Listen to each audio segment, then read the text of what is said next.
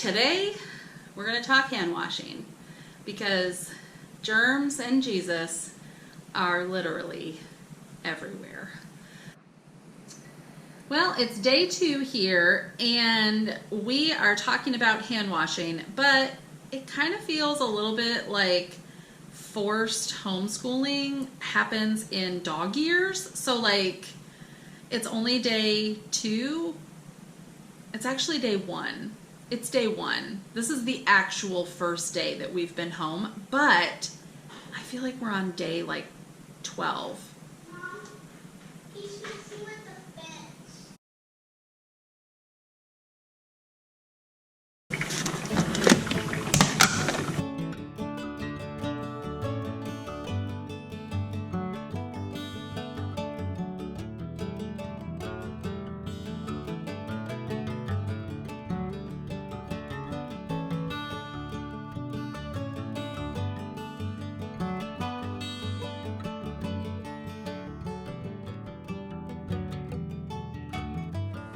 Well, the kids are outside, and I am taking advantage of a short moment here in our day where we are schooling from home here at the atwhatcostblog.com.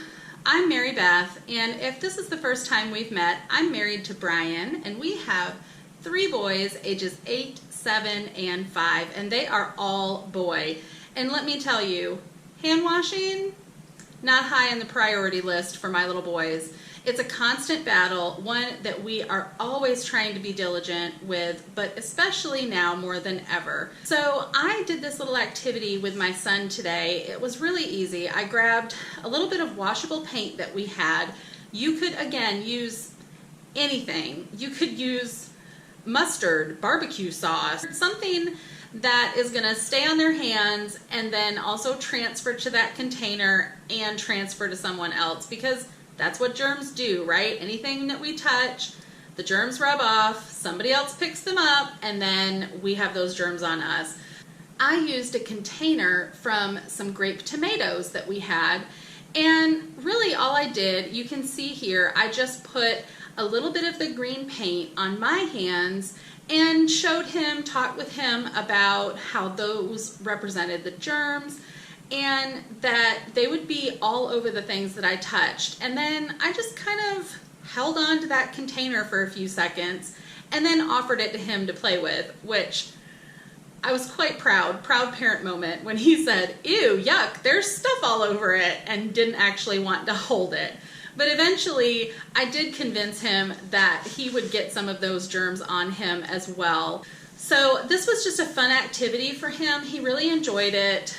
But I also had another little trick up my sleeve. Our white terry cloth towels that we use to dry hands. Now, I have gone exclusively to white hand towels, the super cheap kind, as cheap as you can get them, because they are a perfect way to show whether or not my kids are really washing their hands. So anything that's going to leave a little evidence, Cheetos, Doritos, most of the O's, those are going to leave a few little stains on that towel if they don't wash their hands all the way. And so I can show them, hey guys, you missed a few areas and we need to go back and wash again. Let's talk tips that I've learned here in this second day of schooling from home while working from home with my children.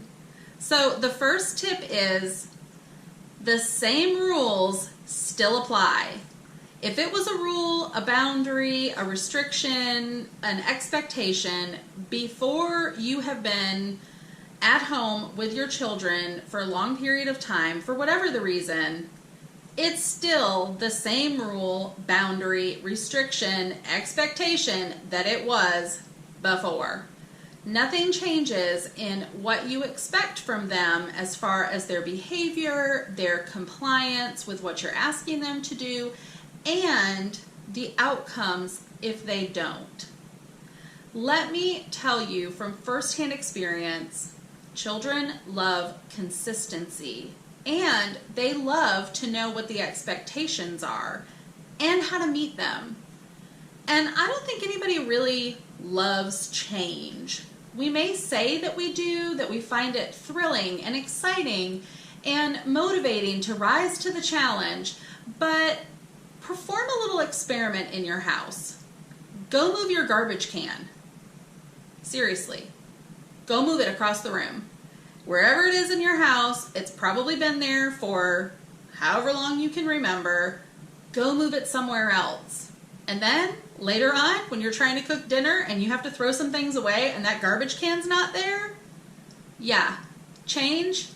We don't love it all that much. And our kids don't either. They want consistency. They want to know that they can expect the same things from us now that they expected from us before. Just like we're going to keep the same rules, our next tip is to keep the same routines. So everybody still goes to bed at the same time. Everybody still gets up at the same time. Why? Because eventually we're going to have to go back to work. I don't want to sleep in until 8:30. Yeah, I know, nobody's kids are sleeping until 8:30. There's like 3% of the population whose kids sleep past 7 o'clock. I understand. But the fact of the matter is, the less we deviate from our routine, the easier it will be for us to pick it back up.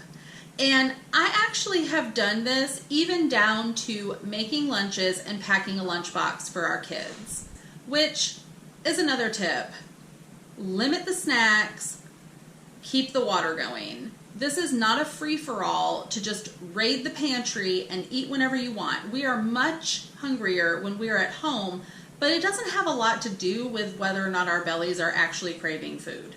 It's more that we're out of our routine and we're looking for something to do. So I pack our kids' lunches in the morning just like I would if they were going off to school.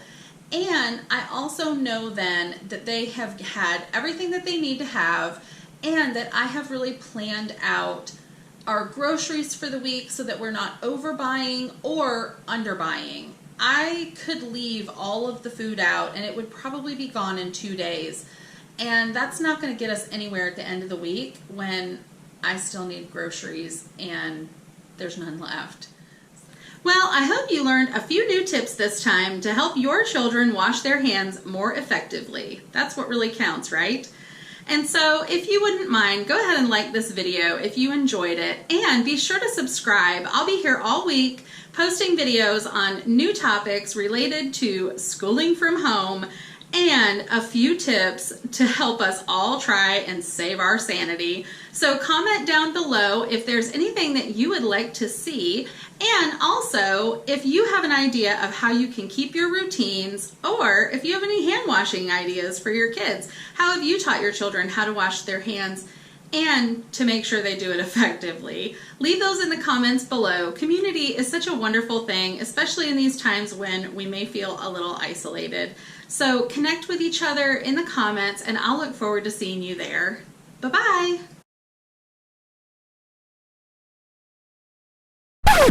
Side note, my son is exclusively calling me Mommy Teacher. Mommy Teacher. Yeah, it's adorable. It's totally adorable.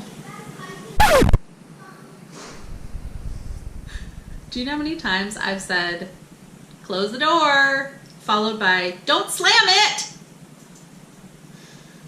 Y'all, we're like on day 2, but this is actually day 1. It just feels like so much longer. Like forced homeschooling happens the same way dog years pass. Yeah. Only 879 more days. Seriously, dog? Let's talk tips. So, what do you need, bud? He must get what's again. Yeah. Okay, then you need to go tell him that it's not. We'll grab him off.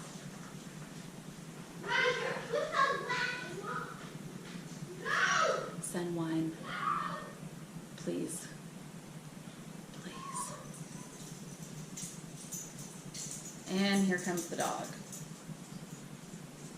Tattletale number 4. GoPro, stop recording.